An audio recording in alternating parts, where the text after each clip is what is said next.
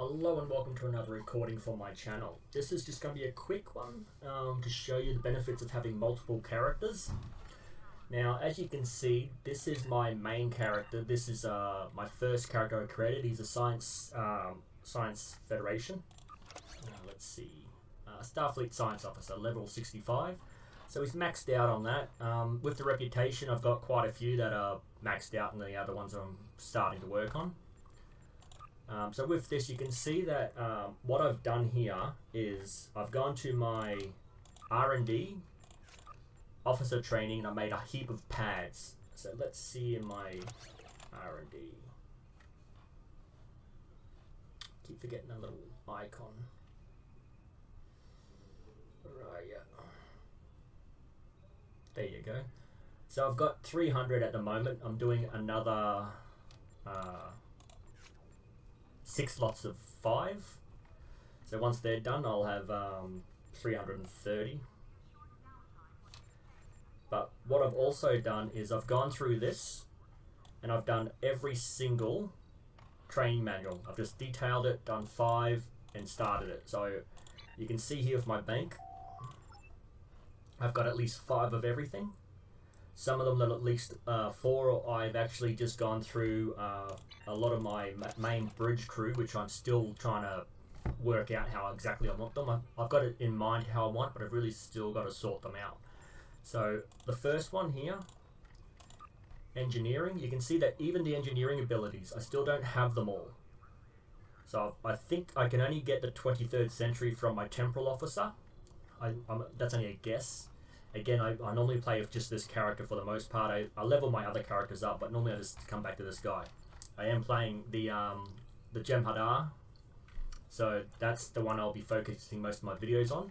But with this one character, I'm just showing that if you don't want to level all your characters up, like you want to just get them to a level 65 as an admiral, that's fine. If you don't want to have to get your R&D up to a level 20 on all of them, you just want to have one main character, has all those levels.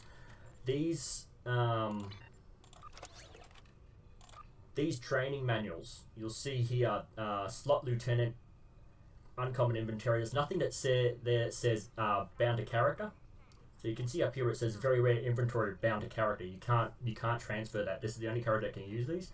But with the training manuals, you can buy them with one character or create them with one character and move them on to another character and then train your crew.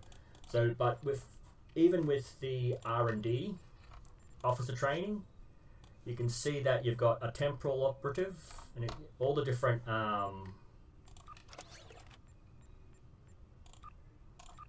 specializations. So all these different specializations that you can give to your crew. So you got command, intelligence, miracle, pilot, and temporal. They're all in here. You can do some of the manuals all the way up to your pilot, up to your science, engineering, and tactical officers. And then once you've gotten one of each, you can actually create a specialization qualification temporal operative. What that does is it actually activates the temporal operative. So let's just go down the list of someone who shouldn't have it. There you go. So if I make enough of the training manuals, one of each, I can go back to my R&D research and then create however many I can. Then I can turn my officers and make sure that each of them have that specific qualification. But as you can see, even here, miracle worker, I don't have them. Pilot, I don't have them. Temporal officer, I don't have them. The only ones I have are the command, and I'm not entirely sure how I have those, to be honest. I've been playing it and doing all sorts of different things constantly, so it's hard to say where I got everything from. But all the training manuals you can create in your R&D, and let's go for a quick run. And all the other training manuals, and this is just on Earth Space Dock. Again, I'm not entirely sure because I don't mess with the other characters, but it's something I'm going to have to try to do now to make sure I understand exactly. Is whether or not my tactical officer has more tactical training manuals than my science captain. That's something I'm going to have to look at. So you want to go, so that's up there is the Admiral's office. So you just come down the stairs and then down into this office here, and this officer here has training manuals. So what I've done here is I've just gone from the very bottom, clicked on that, gone to the very bottom, and I've just lined it up actually. So you'll see here where it overlaps, and I just go, yep. And I can do that because I've got a lot of money to spend. I've got like 80 million credits, so I can do that. And I did that all the way up. I got at least 10 of each. Then I just went up the list, so level 3 all the way down to the first level. So there's 4 levels, and you can see that the price actually changes as you go up. And I've done that with all the different operatives and all the main training manuals. And yet, I still don't have, I think some of these are, so I still don't have them all at maximized potential here. I've still got a few gaps. So again, I'm going to have to play around with the other characters. This one says 23rd century, which suggests to me I need to use the temporal operative to create that particular training manual. But this one doesn't have 23rd century. So these two, I'm not sure where I'm going to find them. I did click on the wiki, and on the STO wiki it just says what it does, but it doesn't actually tell you where to find it.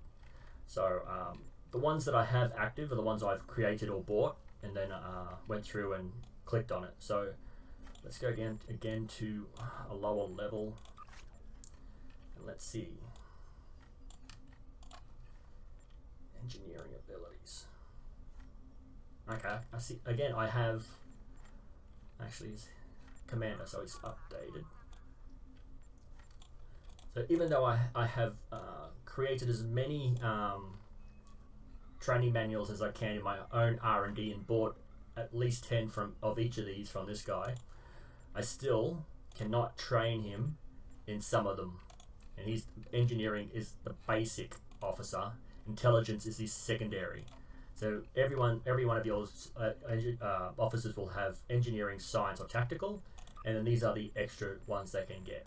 And even with the basic engineering, I still can't do anything with this particular character. So, not entirely sure. See, I can't promote them because they're already at maximum command level.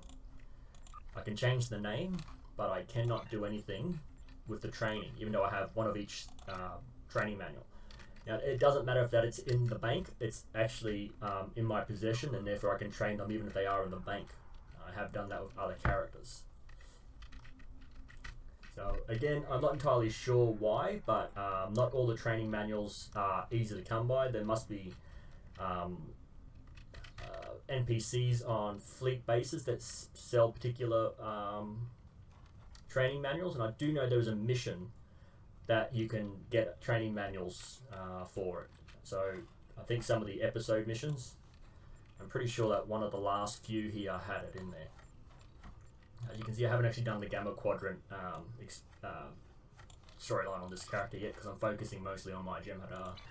So yeah, once I get my Jem'Hadar where I want them, I will actually be transferring most of these training manuals over to them so I can actually train my bridge officers, the ones that I want to be the top ones, and then I will just transfer them back to another character and use them up. Eventually I'll probably end up with 0, but there are other ways of getting them. Oh, let's turn around and let's see, let's access this and go to character, deploy plasma.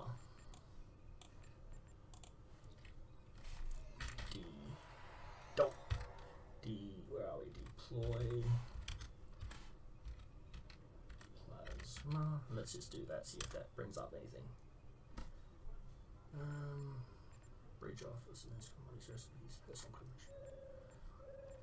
What duty officer, juicy officer, R&D, components, tech. Training manuals. Engineering training manuals, let's do that. Did I write that correct? Deploy plasma. Okay, let's see. Combat. Okay, so some of them you can buy, some of them you can't, and as you can see, they are pretty expensive. So even if you do go through and create them, you only need stuff you collect throughout your missions. Create a few pads, and then you can sell them if you don't want to use them. So there's another way to make a bit of credit. 750 might be a bit much, but the 500,000 might be a good asking price if you want to sell a few. So that's how, again, I'm still having a bit of trouble finding a few of these. Let's have a look. Freeze.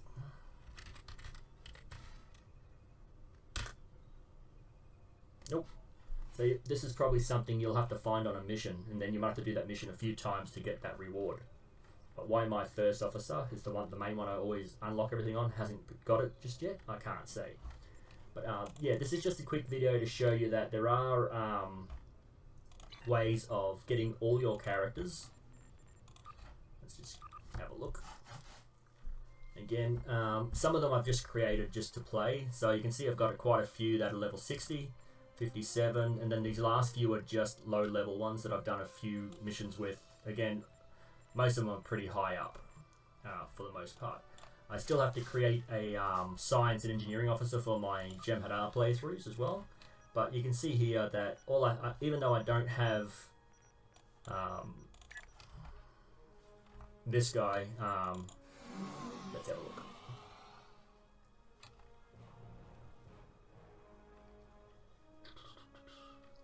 This guy is only level, was it 3, I think? Yeah, I think I created this just before one of the updates, and then I never got back to actually doing anything with him. But with his characters, he's only got one per officer. I can go to their skills, and I can just transfer all of my training manuals from my main science captain to this one. Even though it's a Klingon, they do have a slightly different training manuals. Sometimes when you get a lockbox, it'll unlock a benefit. It'll either be a Federation benefit or a Klingon benefit, depending on which faction you open it for. But some of them, like the fire at will, that will actually be a multi-faction weapon technique, but some of them will only be for a particular faction. So this is a Klingon faction, but you can see that there are different ways of upgrading particular aspects of the game without having to get your actual captain or toon all the way to level, get them all to level 60 and then have to get all their research up to level 20. You can actually transfer from one character to the other. So what I'm going to do now is end this video, but what I'll do is as soon as I've done this, I'll play the next episode with the Jem'Hadar.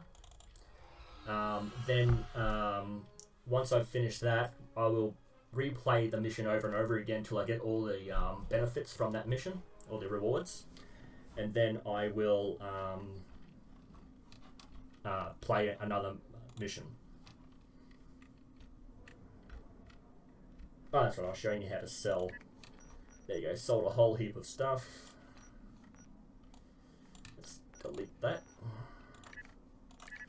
Let's have a look at what's... Actually, I'll do that in my next video. I'll spin the wheel. That's the next episode, so I'll do that when I get back from a next video. So, yeah, always looking for comments to help improve the channel. Always looking for suggestions on ideas of how to do particular things within the game. If you're looking for a way to get more research options or something like that, I'm more than happy to do a video on that. I have played it. Well, my problem is that when I play the game, I'll log in and I just play the game. I don't really focus on things and try to remember them. I just kind of go, oh yeah, that's right, I did this before, I did that before. But now that I'm doing these videos, I really have to try to remember.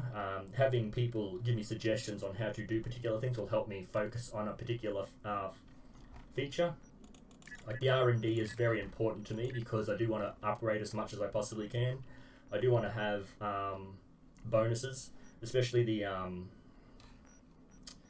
R&D. Once you get this up to level 20 for 3 of them, you get 3 of these up to level 20, you'll unlock another research for all your other players. So I do want to actually try to get everything up on all my characters, but if you're only focusing on one character at a time, or you just want to upgrade particular things on other characters, just focus solely on one character, get them fully maxed out, and then you can focus on other things. So I'll just end the video here, and I'll say if you've got any comments, just keep it civil down below, and thank you.